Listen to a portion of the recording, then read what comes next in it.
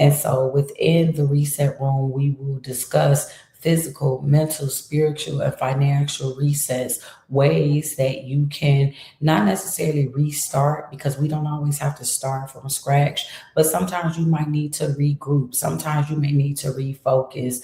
And so that's what that community is purpose for. So again, go to the website. My name is Tennille.com, and you can check that out. Right now, there's actually we have a sale going on for memberships. There are 4 different communities, and you can become a member of all 4. You can get an all access pass right now for a limited time of only $39 a month, and it will give you access to all 4 communities. You'll be able to have monthly meetups in all 4 communities. Each community has their own podcast. You get discounts off of merchandise. So each community has their own merchandise, all of that. So just want to stop real quick and share that. But let's just jump right into it, right? We're going to talk, for me, again, this month is officially Men's Health, but since I'm not a man, then I can't share with that perspective. But being a stroke survivor, we just left May, which is Stroke Awareness Month. And so I think that is one of the issues that I am going to share. If there is anything that I share that you have a question about, especially being live, you can ask your question. For the most part, I'm an open book. And at the end of the day, if ever there's a question that you ask that I don't want to answer, then I just won't answer it. But I wanted to first start here with this health issue. Um, I have shared this story multiple times, but again, you never know who may come across the story for the first time. So, the first time I had a stroke, I was a few weeks, I think, away from my 25th birthday. I had been in perfect health prior to that. So I didn't have any medical issues, any extenuating medical histories other than 2 C-sections from having my 2 daughters. The only thing that I probably had record of, I was a migraine sufferer, but other than that, pretty much I was good. And so in either case, this day happened, and I want to say it was like, I don't remember the exact day, but I know it was March 2025 when I had my first stroke. And it happened, I was coming back home from work, and I had been dealing with a migraine that entire day. And I remember laying down in my room.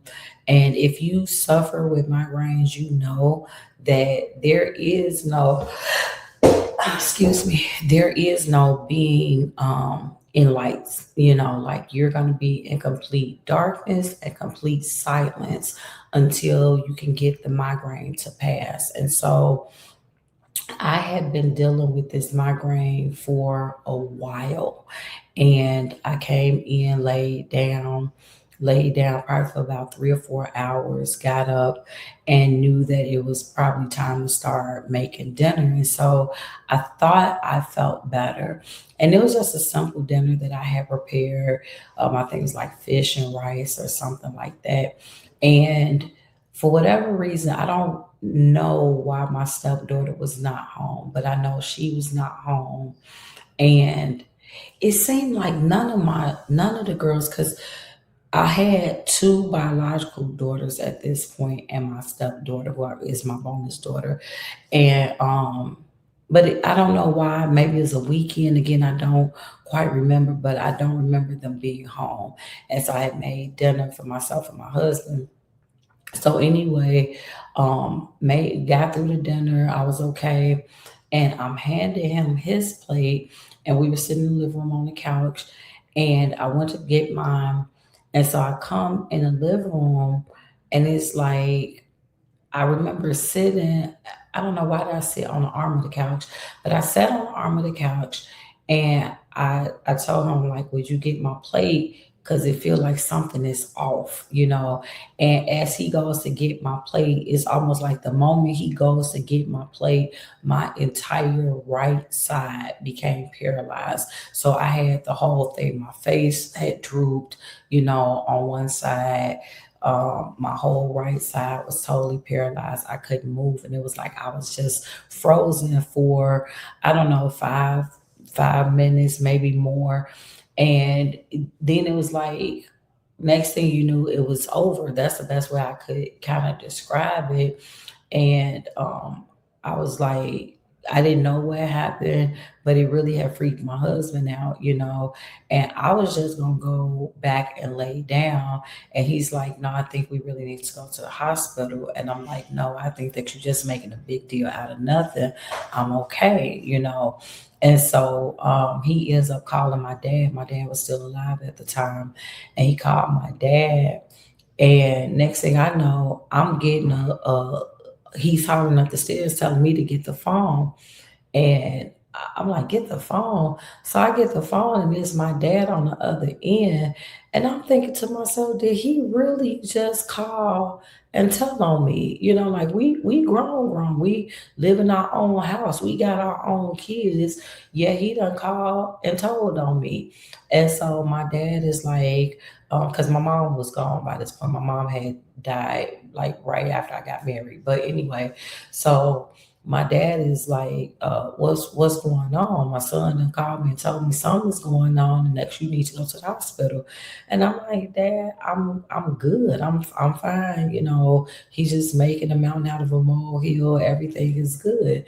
And he's like, well, no, because he don't just call me just cause. And so I think you need to go to the hospital. Now, mind you, at this point, I felt like I was fine. What I was irritated about was more so my father and my husband than whatever this health thing was, right? But I told my dad, I was like, okay, if I go to the hospital, would you leave me alone? And he was like, yeah. So I was like, okay.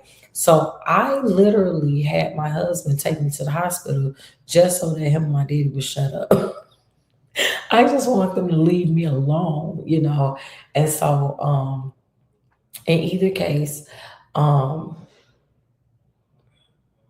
it was nothing but God, man. This was This is so crazy.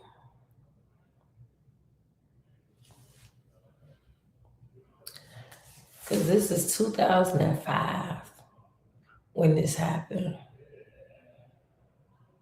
I always think about the date since my last stroke, but I never think about the date since my first one. And this is year 2026. So it's been 21 years since my first stroke. Man. And it's like, I still kind of remember it like it was yesterday. And I think this is the first time I've ever thought about it like that. Anyway, focusing.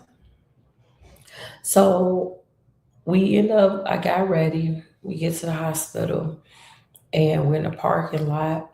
And my husband's like, do you want me to bring a paramedic or somebody out to get a wheelchair for you? And I'm like, I'm fine. I'm fine. Just park. We're going to go through this ER thing and head back home. So y'all leave me alone. So I'm like, park, we'll walk. So he's parked, and we're walking in the parking lot, getting to the main entrance. And we're talking. I don't remember what we were talking about, but we go from talking to next thing you know, I'm on the ground. I don't know at what point my legs stopped working, but they did. And I went from like literally walking to now I'm just on the ground. And it scared him. He was hollering and, are you okay? Are you okay? But my speech was totally slurred by the end. Everything was totally slow. I couldn't move. And thank God that we were in the parking lot of the hospital. I think about that because what if we would have been at home still because I didn't think it was a big deal. So they get a, paramedic, somebody, they get me in a wheelchair, rush me back. Obviously, they're trying to talk to me, but my speech is slurred so bad, nobody could really understand what I was saying. And so they were like, well, we're gonna have you do a CAT scan. And so I end up, they take me back to do a CAT scan. And the CAT scan comes back and they're like, no, we got to admit you. They were saying like they saw all these different spots on my brain. So they were like, we have to admit you. Now, mind you, I was just fine. So I thought, and fussing and frustrated with my husband and my father because they kept pushing me to go. And so, can I just pause here to say that you might think you're okay, but it's never anything wrong to go get checked out because it literally could save your life. So, anyway, I get to the hospital. We're in the hospital. They said they got to admit me. So now I'm coming up to a room and I'm still, I'm not able to move. I'm still like everything, my legs not working, not moving. It's just so amazing just how God is. Because I literally couldn't move. And my speech was so slurred. Anyway, um, I'm there on the first day and they end up having me do an MRI. And if you've never had an MRI done, you don't want one, especially if you are claustrophobic, because it's literally like being closed in a casket while you're still alive. And it's the hardest, like 45, 50 minutes, because they have to take images of your brain and it's a closed MRI. And I was very, very claustrophobic. And it's not like I could move anyway. So after the first MRI, they were like, they thought that I had MS. So they want to still keep me because, again, they're looking at all of these spots on my brain. So day 2 gets here and I'm still not walking, I still, at this point, I'm in the bed, catheter in, all of that, because I can't walk to go to the bathroom. 24 years old.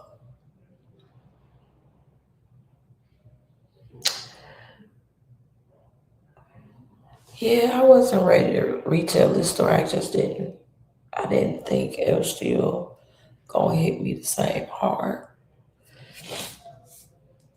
And it's not necessarily for me, it's not a sad place because God has delivered me from it. It's more so a place of disbelief, like I can't believe, not that I went through it, but it's like when I was going through it, I didn't think, I felt so ashamed and embarrassed. And looking back, I don't know why I felt ashamed and embarrassed because it wasn't my fault. It's nothing that I did wrong. But I think for me, it was knowing that I was only 24 years old and not knowing any other 24-year-olds who had gone through this, and why was not able to talk right? Why wasn't I able to move? When was this going to like be over with? You know what I mean? Like it's time to walk again. I got stuff that I need to do. Not realizing that I didn't have to just snap back, you know. I think we take our health for granted a lot without even realizing that we take our health for granted. And anywho, I think I was in the hospital for about 7 or 8 days. I did about 3 or 4 MRIs. And what happened? Every time they took me back, I had fewer and fewer spots on my brain. And I knew it was going to be okay because God had told me that I was going to be okay. And so I didn't know how or what that meant. I just knew that He said I would be okay, and I trusted that. And so, in either case, said all that to say that I was able, I still, my speech was still really, really bad, even after they had discharged me, because once they discharged me, it was because they had come to the conclusion that it was indeed a stroke, wasn't anything more that they could do at the hospital per se. You just had to, go through the occupational therapy, physical therapy, all of that stuff. They wanted for me to follow with a neurologist, so just all of the things. They did say that it wasn't MS. And they couldn't explain why it went from all of the spots to, the spots being gone. But like I say, the only conclusive um, diagnosis that they could give was that it was an ischemic stroke that I had suffered. And so they couldn't tell me when I would be bounced back, when I would be able to fully walk again. They could just give me, point me into direction to the resources that I need to take. And so it was a while, and I remember the first time I went to a neurologist.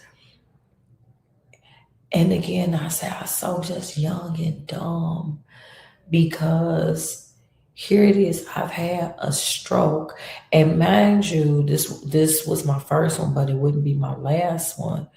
But it was after my last one that I started doing research on stroke to find out that Blacks, African Americans are more susceptible to stroke than our counterparts. Women are more likely to have strokes than men. And if anybody in your family has suffered from a stroke, then you're more likely to suffer a stroke. Now, mind you, my biological father and my grandmother on my mother's side had both suffered stroke. My biological father, that's why he died. He had a hemorrhagic stroke. But at 24, I didn't know all of this. I didn't get how all of this would impact me. At 24, I'm just like, what's wrong with me? Why am I still not able to talk? And this neurologist, I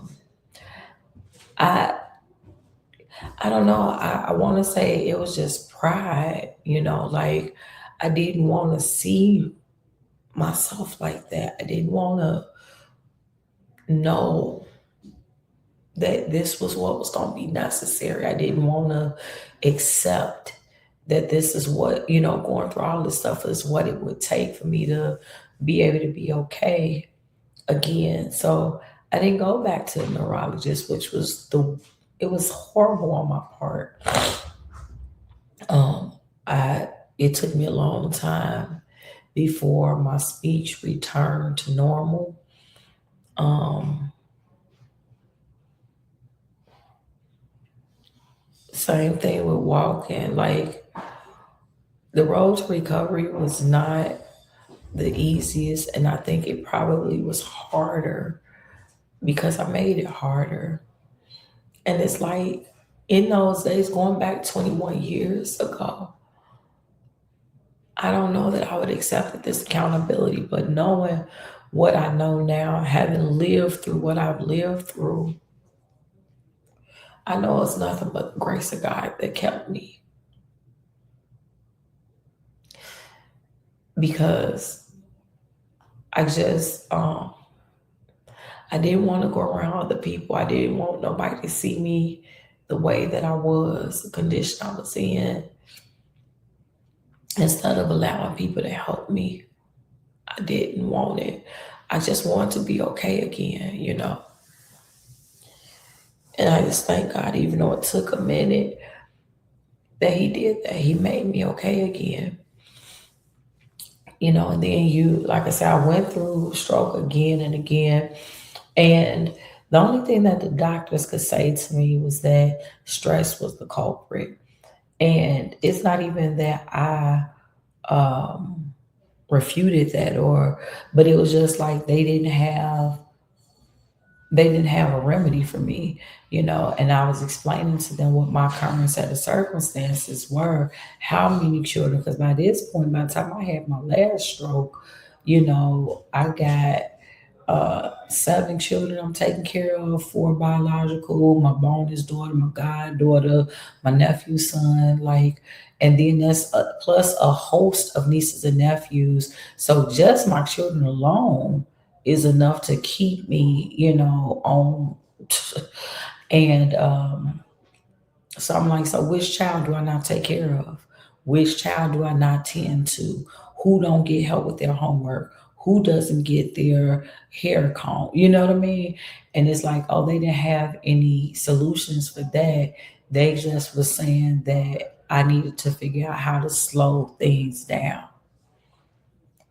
So, anywho, um, all of that said to say that that was my life. And I had to regroup. 05, 09, 2013, you know, different diagnosis. 2005, they did everything trying to rule out MS because that's exactly what they thought that I had. And after everything, all the slates was clear. What was left was a stroke diagnosis. 2009, are you epileptic? It's all of these different diagnosis. And when everything is stripped away, what's left is, oh, it was another stroke. 2013, it wasn't even a question. Like, that was the automatic um, diagnosis. Yeah, this was a stroke. And for me, that was my worst one because when they found me, I was totally unresponsive. And to hear paramedics say, we can't get a pulse, or here it is, but it's very, very faint. My blood pressure was super duper low. And it's like you hear all of these things, but I couldn't even open my eyes. Yeah. But anyway, the point of the show isn't just to share my testimony or whatever guest that I may have. It's not just for them to share the hard stuff, the um, heavy stuff, but it's also coming back to show you that we're still here. That there was a reset that had to be pushed. And for me, it was learning how to manage stress. I'm still not perfect with managing it, but one of the things that I have learned to do is embrace the word no. First of all, I now use the word no. Before I didn't really want to tell people no, and not everybody, because I'm not a people pleaser at large, but the people that were in my circle, I didn't want to tell no to because I always felt like, oh, well, I don't want you to be mad at me or whatever it might be. Oh, but maybe when I say I learned how to use the word no often, I embraced the word no. I told people no. because I valued my health and my life. And after 2013 and experiencing that whole situation, I knew that I had to do better because I'll never forget hearing my 3 year old and my 6 year old coming into the room and screaming because they saw me unconscious.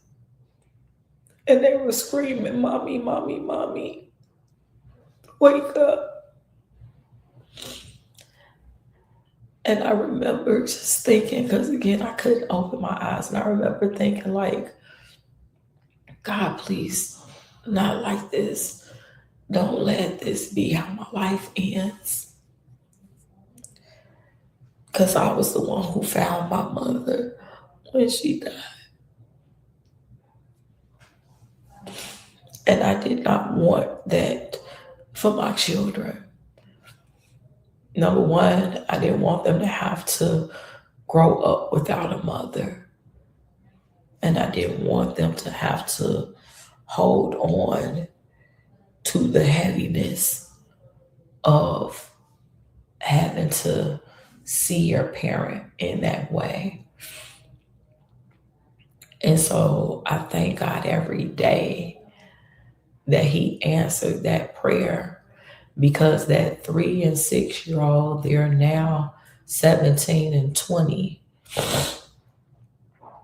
And I thank God every day. But what I had to be able to do, when the doctors are saying, hey, you can't, you're just so stressed and you got to stop being stressed. Like, I figured it out. I didn't necessarily know how or what I had done wrong or what I needed to do. Oh, but baby, when I tell you, when it comes down to um, your life, you figure it out. You figure it out. And I didn't want to um, go through this anymore. And I didn't want for my children to have to witness this anymore. And so, again, for me, it became identifying people who were not actually there for me and just releasing them, because you it's the feeling isn't mutual anyway. So I'm gonna just release you. You don't have to uh, feel the need to um, be here because you don't want to be. So I'm gonna just release you from this.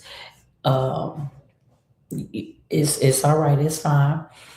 And so I did that. I started saying no a lot more often. I started doing things to take care of me. So I learned things that were important to and for me. I learned things that I like doing. I started, making a list of my hobbies and actually doing some of them. One of my girlfriends says it like this: sometimes nothing is only something you should be doing. And I didn't have that phrase at the time, but that's basically what I started doing. So that was how I reset. When people say that stress will kill you, please understand they are not being funny. It literally can. And so, for whoever may watch this on the replay, whoever may listen to this, um, I want you to know that number one, your life matters. And if you're around people that don't make you seem as though it does, get around new people. You just have not found your people yet. And I don't care if these are people that you were born into. I don't care if these are people that you went to school with all your life. If you have people around you that don't care about your health, then that's a problem.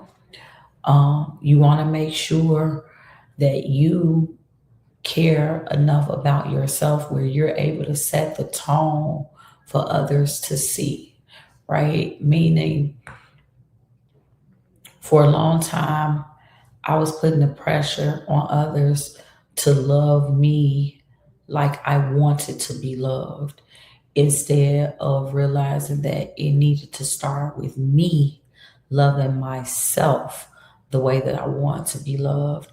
And then people see that and they follow that because you put it out there already. So in either case, I'm about to end this episode, but I just want to thank everybody who may have tuned in. This was a rough first start, first day back, but guess what? I did it, and it is in the can. It is done. Lord knows I'm gonna edit it down a whole lot. But for those who tuned in live, thank you for struggling your way through with me. Do know that it's only better from here. Again, it's going to be a lot more things that's going to be added after a while. There'll be a media membership where you'll be able to, when you subscribe. Some of those other podcasts I told you I've been doing for years, where I had actually nailed it down and it was more professional and all of that. You guys, through the media membership, you'll have access to those archived podcasts. You will also get access to our digital monthly blog, um, which is Culture and Conversation. And so for this, you'll get it'll be called Inside the Mind of Your Reset Coach, where I'll be sharing some tips or, things that I find useful that may help you to reset, whether it be physically, mentally, spiritually, or financially. Um, and so tomorrow, if you, again, there are 5 different podcasts. And so you can choose to support all of them, listen to all of them, or decide what aspect really resonates with you. So if you need to reset, you're looking for ways to reset, or just to be encouraged and inspired, the reset room is a great option for you. Tomorrow, we're going to be doing faith walking. So this is for all of those who either are currently believers or you are looking to strengthen your faith walk. We will primarily be sharing concepts of faith and obedience, prayer and discipline. Then culture and conversation we deal with is similar to the reset room, except for with the reset room is more personal, where we're sharing personal stories, and with culture and conversation is more of an informational aspect. So we will specifically be talking about men's health and various issues concerning men's health on the weeks that we deal with awareness, or we may talk about a cultural topic, a social topic. We may talk about relationship issues. So that is culture and conversation. Total woman experience. We're either going to be talking about marriage, motherhood, ministry, or me time, rinse and repeat. And then for creator conversation, we will be talking to authors or filmmakers or singers or even aspects of publishing. So yeah, it's a lot of different inspirational talk, and it's all inspirational talk with Tennille. So thank you all so much for tuning in. And again, just stay connected. If you're not already subscribed to my YouTube channel, please do so. Subscribe. That is at my name is Tennille. But thank you so much for tuning in. And until next time, you guys stay encouraged.